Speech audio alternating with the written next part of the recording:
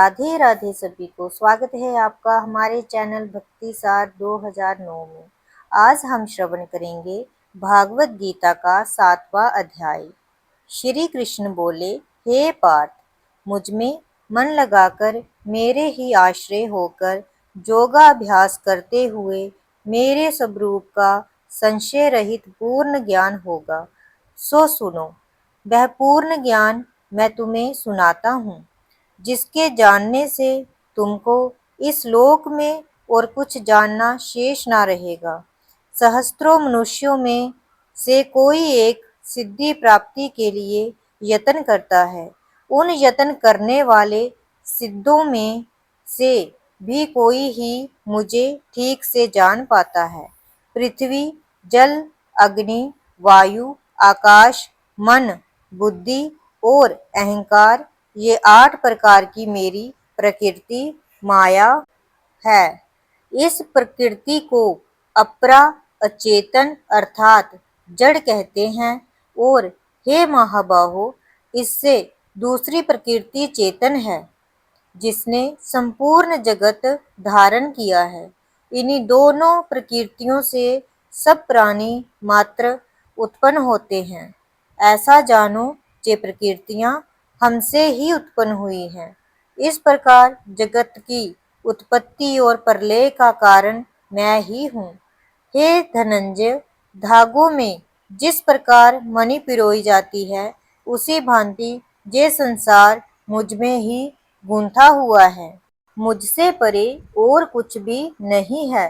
हे कुंती पुत्र, जल में रस मैं ही हूँ, चंद्रमा और सूर्य में प्रभा मैं ही हूँ, सब वेदों में प्रणव मैं ही हूँ, आकाश में शब्द तथा पुरुषों में पौरुष मैं ही हूँ।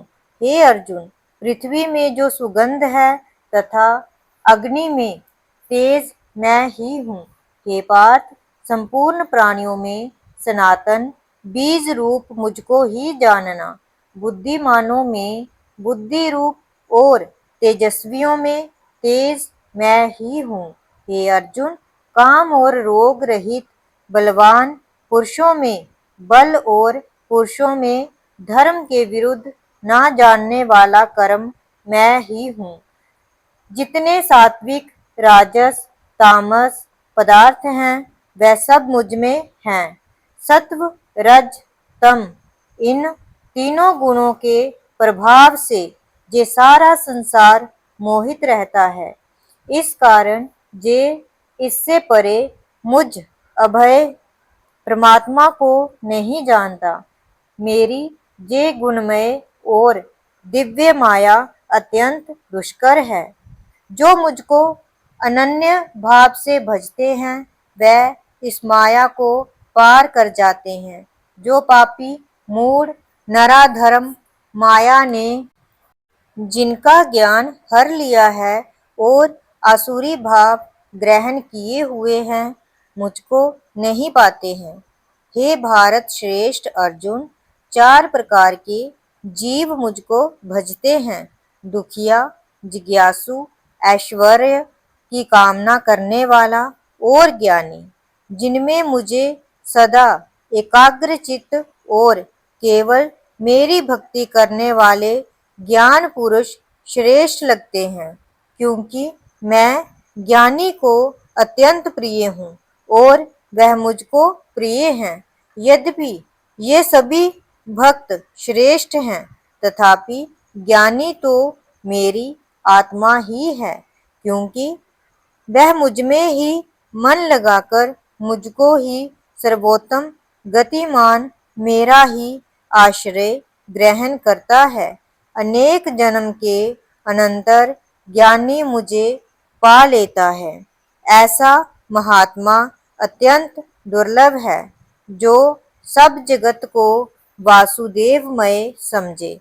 अपनी अपनी प्रकृति के नियम के अनुसार मनुष्य भिन्न भिन्न काम वासनाओं के अज्ञान में डूबकर उन फलों की चाहना से अन्य देवताओं के अधीन होकर उनकी उपासना करते हैं। हे अर्जुन, जो भक्त श्रद्धा पूर्वक जिन जिन देवताओं का पूजन करना चाहते हैं, उन पुरुषों की उस श्रद्धा को मैं दृढ़ कर देता हूँ।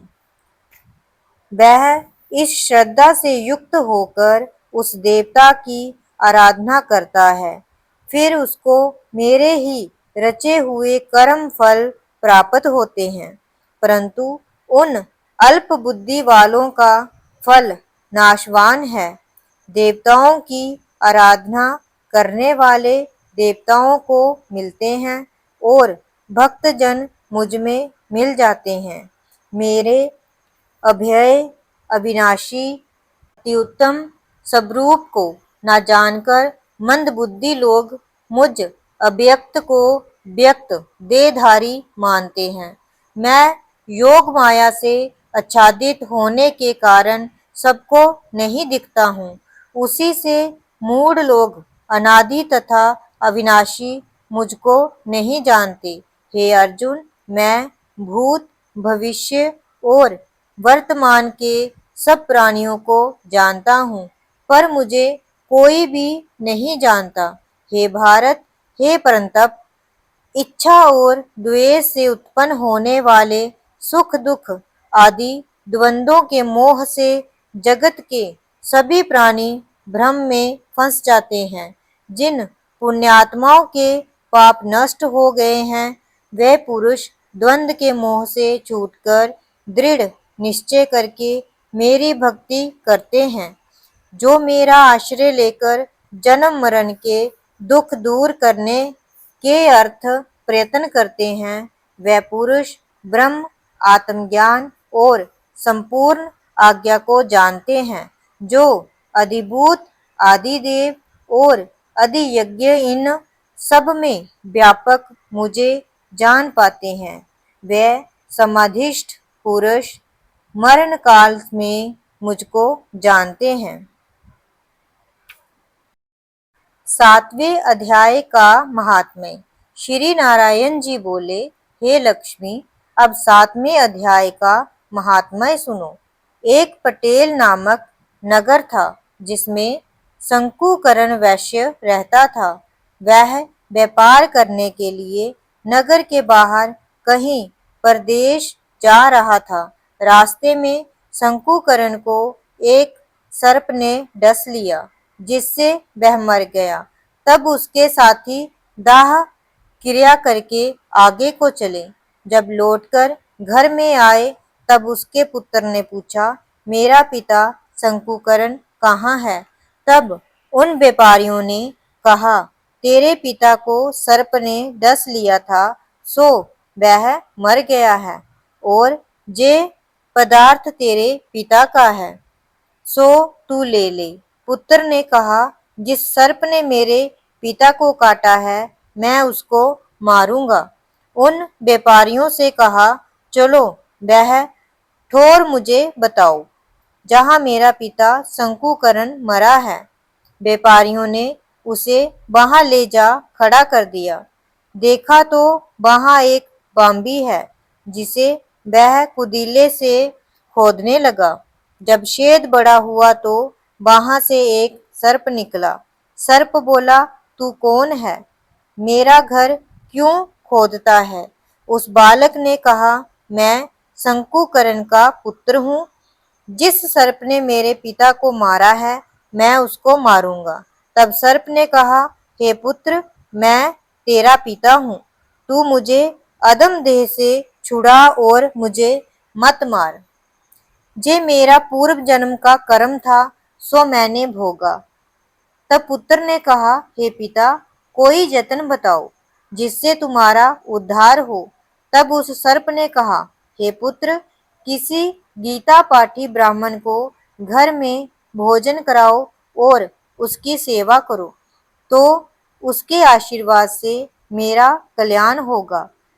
तब उस बालक ने अपने घर पर उस नगर में जितने गीता का पाठ करने वाले थे, उन सबको बुलाकर श्री गीता जी के 7वें अध्याय का पाठ कराया और उनको भोजन करवाया। तब उन ब्राह्मणों ने आशीर्वाद दिया।